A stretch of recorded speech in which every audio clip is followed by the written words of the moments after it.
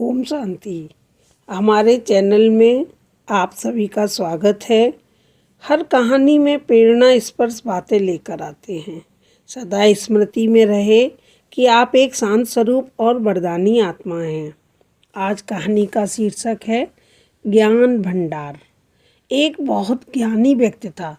वो अपनी पीठ पर ज्ञान का भंडार लाद कर चला करता था।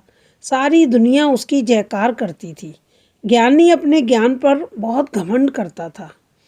एक बार वो किसी पहाड़ी से गुजर रहा था। रास्ते में उसे भूख लग आई। उसने इधर उधर देखा। कुछ दूरी पर नया सर गांव दिखा।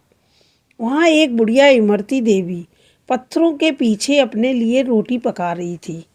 ज्ञानी व्यक्ति उसके पास पहुंचा और उसने उससे अनुरोध किया कि क्या वो उसे भी एक रोटी खिला सकती है। बुढ़िया ने कहा, जरूर। आदमी ने कहा कि लेकिन उसके पास देने को कुछ नहीं है। हाँ, ज्ञान है और वो चाहे तो उसे थोड़ा ज्ञान वो दे सकता है। बुढ़िया ने कहा कि ठीक है, तुम रोटी खा लो और मुझे मेरे एक सवाल का जवाब दे दो। आदमी ने रोटी खाने के बाद बुढ़िया से कहा कि पूछो अपना सवाल।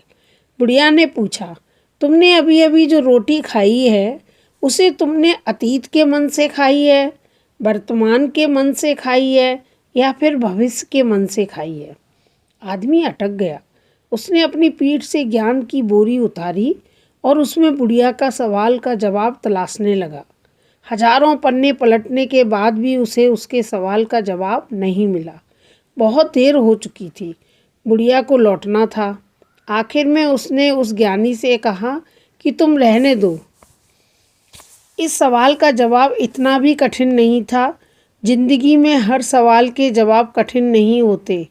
इसका तो बहुत सीधा सा जवाब था कि आदमी रोटी मुंह से खाता है, ना कि अतीत, वर्तमान या भविष्य के मन से। वो तो तुम ज्ञानी थे, बड़े आदमी थे। तुमने अपने ज्ञान के बूते खुद को ध्रुव बना लिया है। इसलिए हर सवाल के जवाब तुम पीठ पर लदे ज्ञान के बोझ में तलाशते हो। वरना जिंदगी को सहज रूप में जीने के लिए तो सहज ज्ञान की ही दरकार होती है। सहजता से बढ़कर जीवन को जीने का कोई दूसरा मूल मंत्र नहीं है। जो आदमी सहज होता है, नवनीत, वो संतोषी होता है।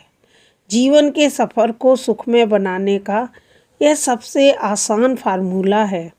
जो चीज़ जैसी है उसे उसी तरह स्वीकार करने की कोशिश करनी चाहिए।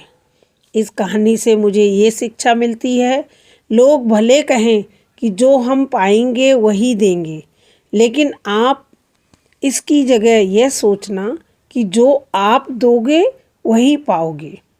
जीवन में हर सवाल का जवाब ज्ञान की पीठ पर सवार नहीं होता है। सदैव प्रसन्न रहिए। जो प्राप्त है वही पर्याप्त है। ओम शांति।